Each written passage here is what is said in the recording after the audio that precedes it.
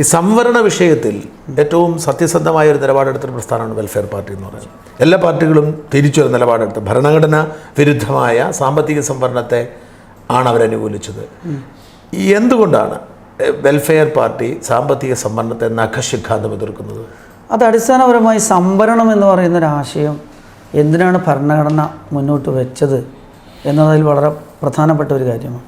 അത് ഇതുവരെ നമ്മൾ സൂചിപ്പിച്ചുകൊണ്ടിരിക്കുന്ന കാര്യവും അതാണ്. ഇന്ത്യയിലെ സാമൂഹ്യ വ്യവസ്ഥ സൃഷ്ടിച്ച അസമത്വത്തിൻ്റെ പരിഹാരമാണ് സാമൂഹ്യ നീതിക്കുള്ളൊരു ടൂള് എന്ന അർത്ഥത്തിലാണ് ഭരണഘടനയിൽ സോഷ്യൽ ജസ്റ്റിസ് എഴുതി വെച്ച് അതിൻ്റെ ഒരു പരിഹാരത്തിനുള്ള ഒരു വഴി എന്ന അർത്ഥത്തിലാണ് സംവരണം എന്ന ആശയം ഭരണഘടനയിൽ എഴുതി വച്ചിരിക്കുന്നത്. ഈ ഒരു സംവരണത്തെ ദാരിദ്ര്യവുമായി ബന്ധിപ്പിക്കുന്നത് വളരെ സമർത്ഥമായി ഇന്ത്യയിലെ ചാതുർവർണ്ണ അധികാരഘടനയെ നിലനിർത്താനുള്ള ഗൂഢാലോചനയാണ്.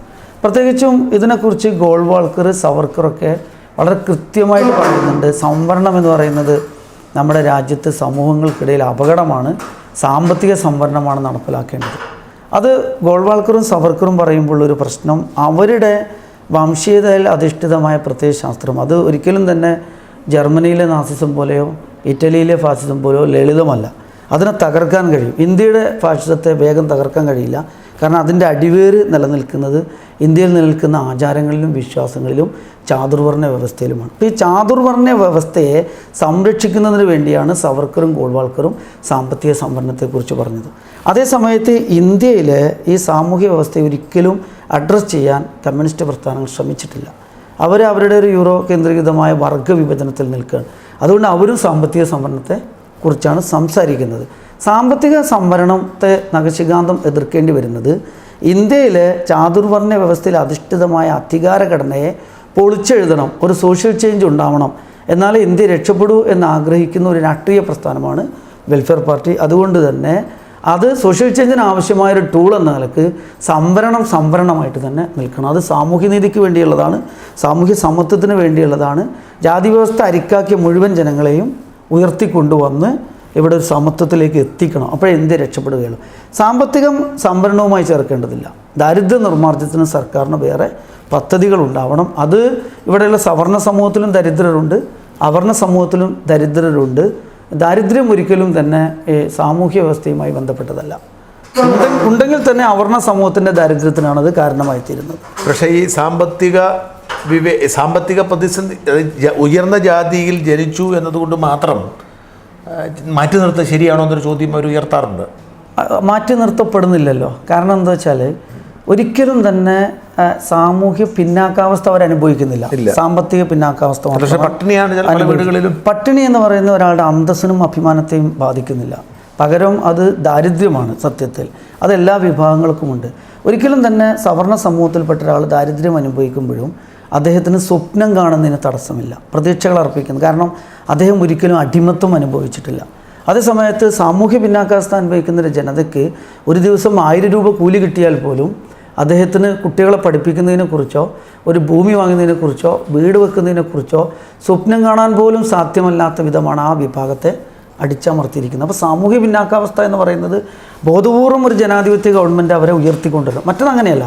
മറ്റത് ദാരിദ്ര്യത്തെ ദാരിദ്ര്യമായിട്ട് കാണുകയും പ്രശ്നം പരിഹരിക്കണം. അപ്പോൾ സവർണ്ണ വിഭാഗത്തിൽ ദാരിദ്ര്യം അനുഭവിക്കുന്നവരുണ്ടെങ്കിൽ ആ ദാരിദ്ര്യം പരിഹാരത്തിന് വേണ്ടിയിട്ട് സർക്കാർ സംവിധാനങ്ങൾ വേണം. അതിന് അധികാരവുമായും ഉദ്യോഗവുമായും ബന്ധപ്പെടുത്തേണ്ട കാര്യമില്ല.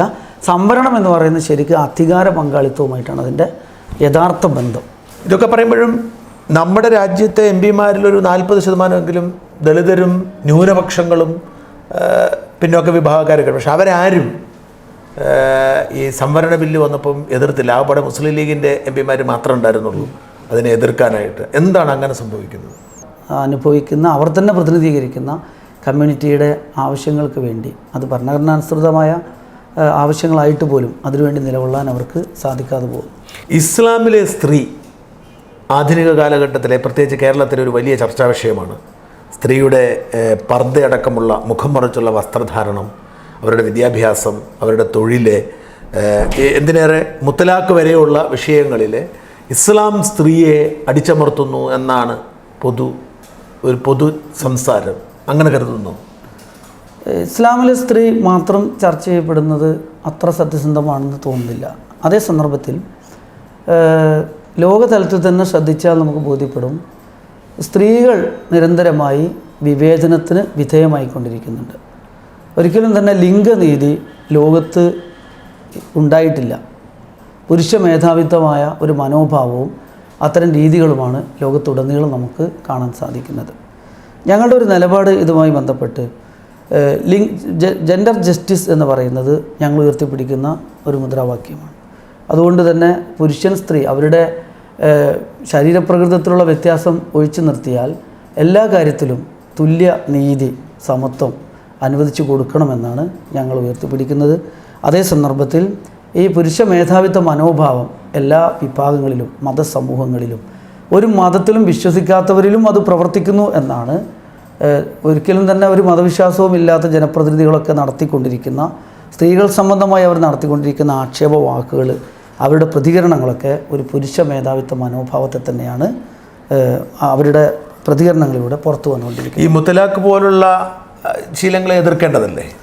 അതായത് സ്ത്രീകൾക്ക് നീതി നിഷേധിക്കപ്പെടുന്ന എല്ലാ കാര്യങ്ങളും എതിർക്കപ്പെടേണ്ടതാണ്. ഞങ്ങളുടെ അതിലുള്ളൊരു നിലപാട് ഞങ്ങൾ കുറച്ചുകൂടി സൂക്ഷിച്ചാണ് നിലപാട് പറയാറുള്ളത്. പ്രത്യേകിച്ചും കുറച്ചുകൂടി ഇമോഷണലായ മതപരവും വൈകാരികവും വിശ്വാസപരവുമായ കാര്യങ്ങളിൽ എപ്പോഴും നിലനിൽക്കുന്ന പരിഷ്കരണം എന്ന് പറയുന്നത് ബന്ധപ്പെട്ട സമൂഹം, അതാത് മതസമൂഹങ്ങൾക്കകത്ത് തന്നെ പരിഷ്കരണങ്ങൾ ഉണ്ടാവുകയും ആ പരിഷ്കരണങ്ങളിലൂടെ കാലാനുസൃതമായി രൂപപ്പെട്ടു വരുന്ന പരിഷ്കരണങ്ങളിലൂടെ അവിടെ നിലനിൽക്കുന്ന അസമത്വങ്ങളും അനീതികളും പരിഹരിക്കപ്പെടുമ്പോഴാണ് അത് സ്ഥായിയായിട്ട് നിലനിൽക്കുക. പലപ്പോഴും പുറത്തുനിന്നുള്ള ഇടപെടലുകൾ വരുമ്പോൾ അത് മതവിരുദ്ധമാണ് എന്ന് വായിക്കപ്പെടുകയും അതിനെ പ്രതിരോധിക്കാനുള്ള അകത്തു നിന്നുള്ളൊരു ശ്രമം ഉണ്ടാവുകയും ചെയ്യുമ്പോൾ അത്തരമൊരു പരിഷ്കരണത്തിന് തന്നെ അത് തടസ്സമായി തീരാറുണ്ട്. അപ്പോൾ അകത്ത് പരിഷ്കരണം സൃഷ്ടിക്കും വിധമുള്ള വളരെ ക്രിയാത്മകമായ ഇടപെടലുകളാണ് യഥാർത്ഥത്തിൽ അത്തരം കാര്യങ്ങളിൽ ഉണ്ടാവേണ്ടത് എന്നാണ് ഞങ്ങളുടെ ഒരു നിലപാട്. ശബരിമല സ്ത്രീ പ്രവേശന വിഷയത്തിൽ ഇതേ നിലപാടാണോ? അതെ, ശബരിമല വിഷയത്തിലും ഞങ്ങൾ സ്വീകരിച്ചൊരു നിലപാട് സ്ത്രീകൾക്ക് നേരെ വിവേചനം ഉണ്ട് എന്നത് ഒരു വസ്തുതയാണ്. എന്നാൽ ശബരിമല പ്രശ്നത്തിൽ ബന്ധപ്പെട്ട സമൂഹം തന്നെ അതിൻ്റെ അകത്ത് സ്ത്രീ സമത്വം ഉറപ്പുവരുത്താൻ ആവശ്യമായ പരിഷ്കരണങ്ങൾ നടത്തുകയാണ് വേണ്ടത് എന്ന നിലപാടാണ് ഞങ്ങൾ സ്വീകരിച്ചത്. ഇപ്പോൾ സർക്കാരിൻ്റെ ഒരു അമിതാവേശമായി എന്ന് പറയാം. സർക്കാരിൻ്റെ ഞങ്ങളെ സംബന്ധിച്ചിടത്തോളം ഞങ്ങൾ രണ്ട് രീതിയിൽ അതിനെ വിലയിരുത്തുന്നുണ്ട്. ഒന്ന്, വിശ്വാസവുമായി ബന്ധപ്പെട്ട ഒരു പ്രശ്നങ്ങളെ കൈകാര്യം ചെയ്യുമ്പോൾ സൂക്ഷിച്ചിട്ടില്ലെങ്കിൽ ഫാഷിസ കാലത്ത് അത് ഏറ്റവും നന്നായിട്ട് ഉപയോഗപ്പെടുത്തുക എല്ലാ വിഭാഗത്തിലുമുള്ള തീവ്രവാദ പ്രവണതയുള്ള വിഭാഗങ്ങളായിരിക്കും. അപ്പോൾ ശബരിമല പ്രശ്നത്തിൽ നമ്മുടെ ഒരു വിലയിരുത്തലനുസരിച്ച് പ്രത്യക്ഷത്തിൽ ആര് വിജയിച്ചു തോറ്റു എന്ന് പരിശോധിക്കുമ്പോഴുള്ള റിസൾട്ടല്ല, സൂക്ഷ്മമായിട്ട് പരിശോധിച്ചാൽ വർഗീയ ഫാസിസ്റ്റ് സംഘടനകൾക്കാണ് അതിൻ്റെ ഗുണം ലഭിക്കുന്നത് എന്നാണ്. നമ്മൾ ഫാഷിസ കാലത്ത് ഒരു പ്രശ്നത്തെ ഒരു ഗവൺമെൻറ്റോ ഒരു സെക്യുലർ പാർട്ടിയോ അഡ്രസ്സ് ചെയ്യുമ്പോൾ ഇത് ഫാസിസ്റ്റ് സംഘടനകൾക്ക്, വർഗീയ സംഘടനകൾ എങ്ങനെയാണ് ഇത് അവർക്ക് അനുകൂലമാക്കുന്നത് എന്നുകൂടി പരിശോധിച്ചുകൊണ്ട് കുറച്ചുകൂടിയും ഒരു പക്വതയും ക്രിയാത്മകതയും ഉള്ള നിലപാട് സ്വീകരിക്കാൻ കഴിയണം. സർക്കാരിന് അത്തരത്തിൽ ഒരു പരാജയം നമുക്ക് പറയേണ്ടി വരും. സർക്കാരിൻ്റെ നിലപാട് കുറച്ചുകൂടി അവധാനത വേണ്ടിയിരുന്നു. ഈ ഫാസിസത്തിൻ്റെ കാര്യം പറയുന്നതുകൊണ്ട് ചോദിക്കുന്നതാണ്. ഫാസിസം എന്ന് പറയുമ്പോൾ പൊതുവേ നമ്മുടെ സമൂഹം ചിന്തിക്കുന്നതും പറയുന്നതും ഹിന്ദു ഫാസിസം മാത്രമാണ്, സംഘപരിവാർ ഫാസിസം മാത്രമാണ്. പക്ഷേ എനിക്ക് തോന്നിയിട്ടുള്ളത് വർത്തമാനകാല സാഹചര്യങ്ങൾ വിലയിരുത്തിയാൽ ഈ ഫാസിസത്തിന് എല്ലായിടത്തും എല്ലാ മുഖങ്ങളുണ്ട്. പ്രത്യേകിച്ച് സി പി എമ്മിൻ്റെ പല നയങ്ങളും ഫാസിസ്റ്റ് നയങ്ങളാണ്. ഇസ്ലാമിക രാഷ്ട്രീയത്തിൽ ഇപ്പോൾ SDPI പോലുള്ള രാഷ്ട്രീയം ഉയർത്തിപ്പിടിക്കുന്നത് ഫാസിസം തന്നെയാണ്. അവരൊരു ഇരവാദം ഇല്ലെന്നേ ഉള്ളൂ. ഇപ്പം ഒരു മുഹമ്മദിൻ്റെ പേരൊരു നോവലിൽ ഉപയോഗിച്ചു എന്നതിൻ്റെ പേരിൽ ഒരു അധ്യാപകൻ്റെ കൈവെട്ടുന്നത് സ്വാഭാവികമായും ഫാസിസമാണ്. അപ്പോൾ അങ്ങനെ ഒരു കാഴ്ചപ്പാടുണ്ടോ, അതോ സംഘപരിവാർ രാഷ്ട്രീയം മാത്രമാണ് ഫാസിസം എന്നാണ് വെൽഫെയർ പാർട്ടി? ഒരിക്കലുമല്ല. ഞങ്ങൾ എല്ലാ ഫാസിസ്റ്റ് നിലപാടുകളെയും ഞങ്ങൾ എതിർക്കുന്നു. അതേ സന്ദർഭത്തിൽ ഒരു പ്രത്യയശാസ്ത്രം, ഫാഷിസം ഒരു പ്രത്യയശാസ്ത്രമായി സ്വീകരിച്ചവരും ആ പ്രത്യയശാസ്ത്രത്തോട് ഉള്ള പ്രതികരണങ്ങളിൽ ഉണ്ടാകുന്ന തീവ്ര നിലപാടുകളെയും സമീകരിക്കാറില്ല. ഞങ്ങൾ സമീകരിക്കാൻ കഴിയില്ല. അതായത് പലപ്പോഴും ഒരു അക്രമി, അതേപോലെ തന്നെ ഒരു ഇരയും, ആക്രമിക്കപ്പെടുന്നവൻ്റെ അപക്വവും പ്രതികരണ രീതിയിലെ അതിൻ്റെ ഒരു ഭീകരതയും അക്രമി കൃത്യമായൊരു പദ്ധതി ഇട്ടുകൊണ്ട് ഒരു പ്രത്യയശാസ്ത്രത്തിൻ്റെ അടിസ്ഥാനത്തിൽ ഒരു വംശീയ ഉന്മൂലനം ലക്ഷ്യം വെച്ചുകൊണ്ട് അക്രമം നടത്തുന്നതിനെയും നമ്മൾ സമീകരിക്കാറില്ല. രണ്ടിനെയും രണ്ടായി കാണുന്നു, പക്ഷേ രണ്ടിനെയും തെറ്റായി കാണുന്നു. സമീകരിക്കാതിരിക്കുമ്പോൾ തന്നെ രണ്ടിനെയും തെറ്റായിട്ട് കാണുന്നു. നമ്മുടെ ഒരു കാഴ്ചപ്പാട് ഇതിൽ എത്ര തന്നെ ഭീകരമായ തീവ്രമായ നിലപാടുകൾ ഏതെങ്കിലും ഒരു വിഭാഗത്തിൽ നിന്നുണ്ടാകുമ്പോൾ അതിൻ്റെ ഇരകളാകുന്ന സമൂഹം തന്നെ വെച്ചു പുലർത്തേണ്ട ഇന്ത്യ പോലുള്ള രാജ്യത്ത് പ്രത്യേകിച്ചും ഇന്ത്യക്കൊരു നിയമവ്യവസ്ഥയുണ്ട്. ഇന്ത്യ ജനാധിപത്യത്തിൽ അധിഷ്ഠിതമായ രാഷ്ട്രമാണ്, മതനിരപേക്ഷതയെ ഉയർത്തിപ്പിടിക്കുന്ന രാഷ്ട്രമാണ്. ഈ ഭരണഘടനാപരമായ അടിസ്ഥാന മൂല്യങ്ങളിൽ നിന്നുകൊണ്ട് പ്രശ്നങ്ങളെ നിയമപരമായിട്ടും ജനാധിപത്യപരമായിട്ടും സമീപിക്കണം. ഒരിക്കലും തന്നെ അക്രമികളോട് അക്രമത്തിൻ്റെ വഴി സ്വീകരിക്കുന്നത് തെറ്റാണ് എന്ന ഉറച്ച വിശ്വാസവും നിലപാടുമാണ് ഞങ്ങൾക്കുള്ളത്. പോപ്പുലർ ഫ്രണ്ടിനോടും SDP-യോടുള്ള സമീപനം എന്താണ്? അതാണ് ഞാൻ നേരത്തെ സൂചിപ്പിച്ചത്. ഇപ്പോൾ RSS പോലെയുള്ള, അതായത് വംശീയത പ്രത്യയശാസ്ത്രമായി സ്വീകരിച്ച വിഭാഗങ്ങൾ, അത് തീർച്ചയായിട്ടും ഒരു ഫാസിസ്റ്റ് സംഘടനകളാണ്. അതേ സന്ദർഭത്തിൽ അത്തരം ഫാസിസ്റ്റ് സംഘടനകളെ പ്രതിരോധിക്കുന്നിടത്ത് നമ്മുടെ രാജ്യത്ത് നിലനിൽക്കുന്ന നിയമവും ജനാധിപത്യവും മതനിരപേക്ഷതയും ഒന്നും മാനിക്കാതെ ഞങ്ങൾക്ക് അടിയിട്ടിട്ടുണ്ട്, അതുകൊണ്ട് ഞങ്ങൾ തന്നെ തിരിച്ചടിക്കും എന്ന ഒരു പ്രതികരണ രീതി അത് ശരിയല്ല. അത്തരം പ്രതികരണ രീതികൾ തീവ്രവാദ നിലപാടുകളാണത്.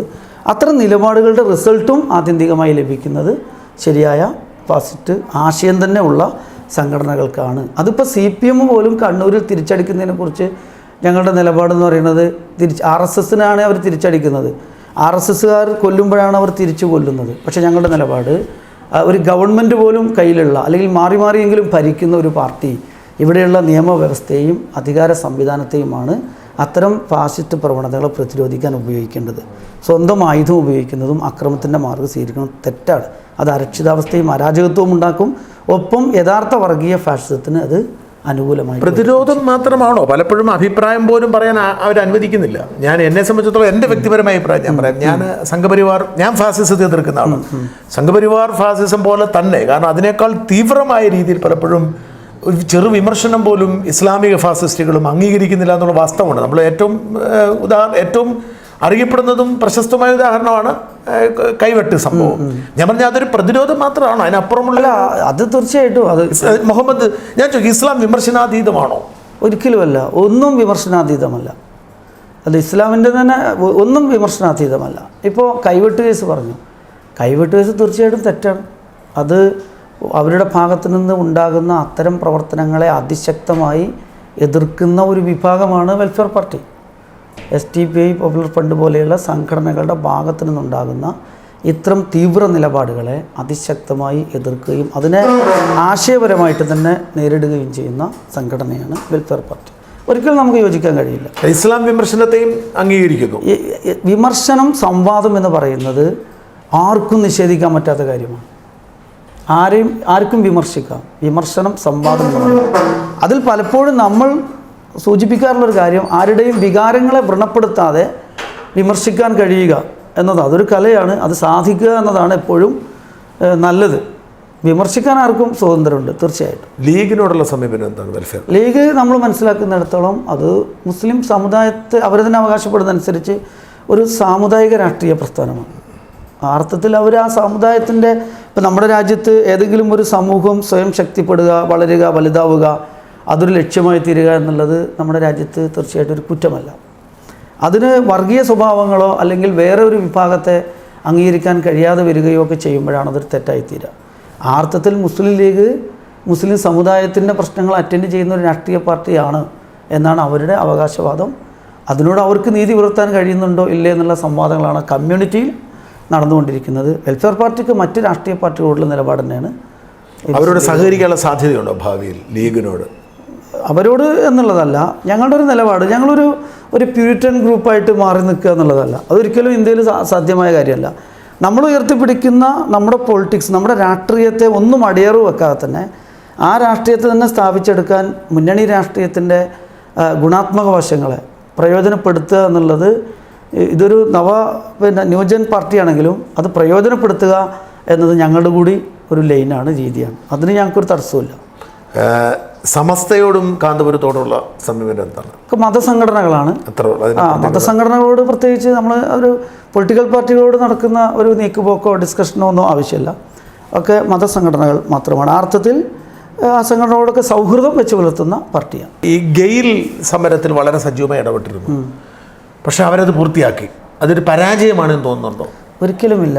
ഈ സമരങ്ങളുടെ വിജയപരാജയങ്ങൾ ഒരു സർക്കാരിൻ്റെ ഒരു ഏകപക്ഷീയമായ അതിൻ്റെ എല്ലാ സൈന്യവും എല്ലാ സംവിധാനവും ഉപയോഗിച്ച് ഒരു സമരത്തെ അടിച്ചമർത്തുമ്പോൾ അത് അടിച്ചമർത്തുന്നതിൽ വിജയിച്ചാൽ പോലും ആ സമരം തെറ്റായിരുന്നു, പരാജയമായിരുന്നു എന്ന് വിലയിരുത്തുന്നത് തന്നെ ഒരു ജനാധിപത്യ, നമ്മളെ സംബന്ധിച്ചിടത്തോളം ഒരു ജനാധിപത്യ ബോധത്തിന് എതിരാണ്.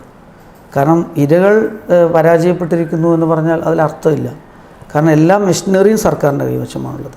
ആ മെഷീനറി ഉപയോഗിച്ചുകൊണ്ട് ധാർഷ്ട്യത്തോടു കൂടി ജനങ്ങളുടെ സമരങ്ങളെ പുറംതിരിഞ്ഞു നിന്ന് തോൽപ്പിച്ച് കളയുന്നു ഒരു ഗവൺമെൻറ് എന്ന് പറഞ്ഞാൽ സ്വന്തം ജനതയെ തോൽപ്പിച്ചു എന്ന് അതിനർത്ഥമുള്ളൂ. അതുകൊണ്ട് ഗെയിൽ സമരം ഒരിക്കലും തന്നെ ഒരു പരാജയമല്ല.